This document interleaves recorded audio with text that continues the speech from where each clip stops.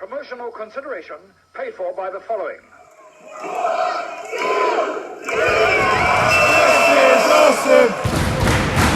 This is awesome! Hello and welcome once again to Cheap Shot Entertainment. This is another quick shot review for the month of February. Scary because I seem to be watching a heck of a lot of horror movies and recommending horror movies to other people. Seems that there's more people who like horror movies out there than I absolutely knew, apart from the obvious ones that I already knew anyway. That made no sense. Let's get on to the review.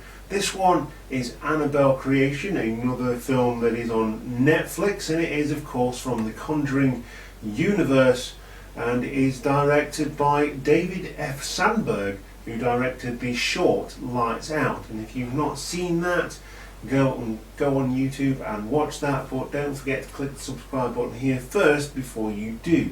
We also got a feature film called of the same name. In fact, it was called Lights Out, which I didn't reckon much to.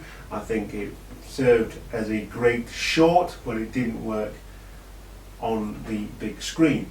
However, Annabelle Creation is a prequel of a prequel that actually works, and it should never be this good to have a prequel of a prequel being as good as this. It's by no means perfect, but in setup there's very few jump scares, and the ones that they did well, and it has a good story to it. Basically what happens is there's a mother and father, and the daughter gets run over by a truck chasing a doll into the road.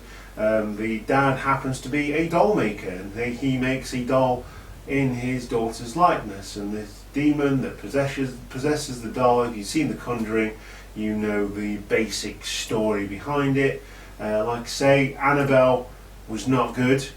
The newest film in that spin-off universe, Annabelle Comes Home, also not good. Telegraphed everything in that as well. But this one did it well, and it had a little bit of a twist towards the end, I suppose, because I thought it was going to be a different one of the protagonists that got possessed by the demon, and it wasn't. It was someone completely different. And it turned out that the person who they focused on was not the main protagonist at all. So they did that really, really well, and I quite enjoyed that. Like I say, I found it quite creepy and in the setup and everything else.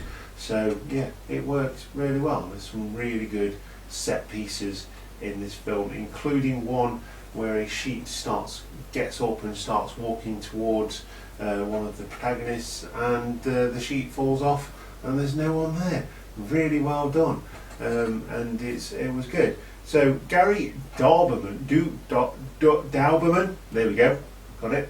Dauberman wrote this screenplay, and like I say, it was directed by David F. Sandberg, and it seems that he has got quite a few shorts on YouTube as well, so I think I'm going to go and indulge myself in those in a little while, and maybe do a retrospective on him. But we've got Anthony LaPaglia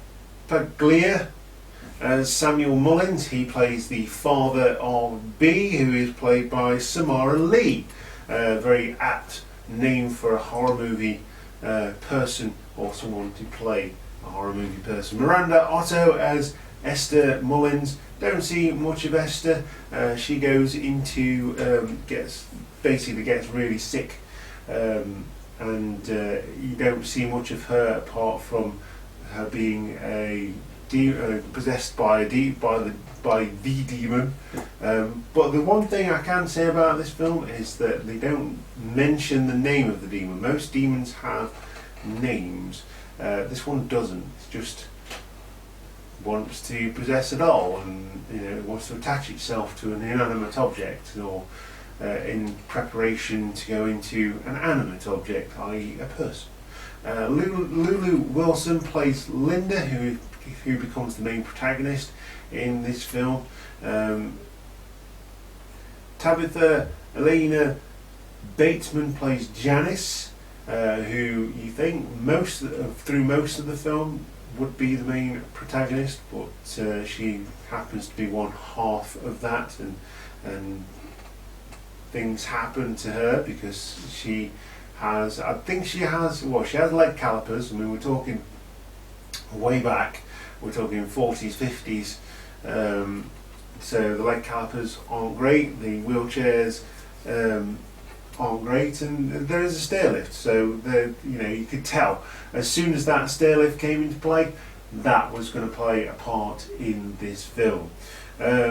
Stephanie Sigmund plays Sister Charlotte, who is looking after a group of orphaned girls who move into the Mullins house because obviously their daughter has died. They've got a big space, so they offered them some shelter, and so we have Annabelle Creation. I think this was a really good film. I don't think it's perfect by any means, but certainly a cut above most horror movies that have come out in the last 10 years, and it's very, very watchable in terms of the Annabelle series. I love The Conjuring, and as much as people say The Conjuring 2 is better, I don't think that. I've never really gotten on with The Conjuring 2, so I'm looking forward to seeing what happens with The Conjuring 3, which is inevitable, and seeing where that goes. Incidentally, I've always thought that the Insidious series are much better than the Conjuring universe, and yeah, they should definitely get, well, there won't be any spin-offs, but they should definitely keep going with those, because I haven't seen a bad Insidious film, so I'd recommend you watch those as well. But this is definitely one that I would recommend, a bit longer as a quick shot review, but definitely a horror film to watch. It is currently on UK Netflix, so if you've got Netflix, it is absolutely free on there. Obviously not completely free, but it is on there ready for you to watch, and I've noticed they are putting on some decent horror movies on Netflix, but they're also putting a lot of, shall we say, straight to streaming horror movies as well, when you used to have straight to DVD, straight to VHS, that kind of thing. The really horrible horror movies, which are produced and directed and distributed by Netflix. Obviously they are an absolute juggernaut at the moment, and they can basically do whatever they like. Doesn't mean that they're making good films. They seem to be a lot better at making TV shows, and maybe one day we'll get a decent horror movie produced by Netflix, but as yet I have not found one. That being said, go and watch my review of Polaroid, which has a good premise, but it's not very good.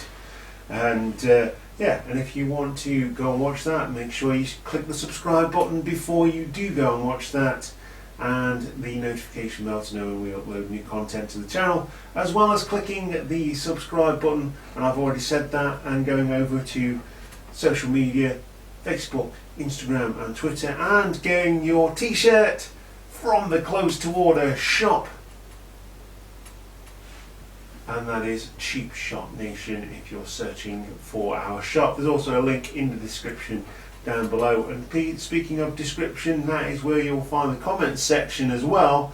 And if you've seen this film, if you like it, if you don't like it, tell us why and get the conversation started.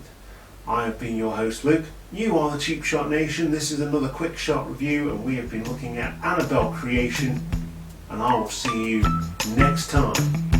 Stay scared.